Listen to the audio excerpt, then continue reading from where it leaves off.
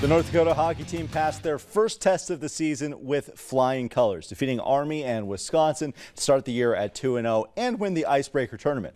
They already have a trophy in their shelf for this year. But now it's time for an even bigger matchup on their home ice that hockey fans have had circled on their calendars since last season. The Minnesota Golden Gophers are skating their way into the Ralph Engelstad Arena for the 249th and 250th meetings between these two schools, one of the biggest rivalries in college hockey. UND split the series in Minneapolis last season, both of those games going to overtime.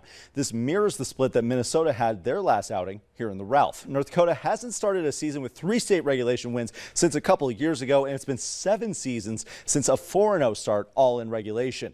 We spoke with the team today about how they can continue this winning momentum that they have against such a huge rival coming up this weekend.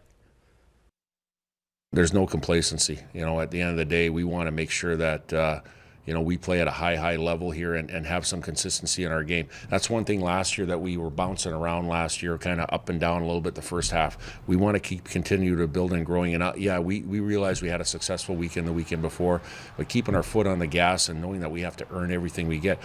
It's special to win. I know going into their barn last year to get the split was a big deal for us, and I know the year before that it was a big deal for them to get the split here. So it's huge.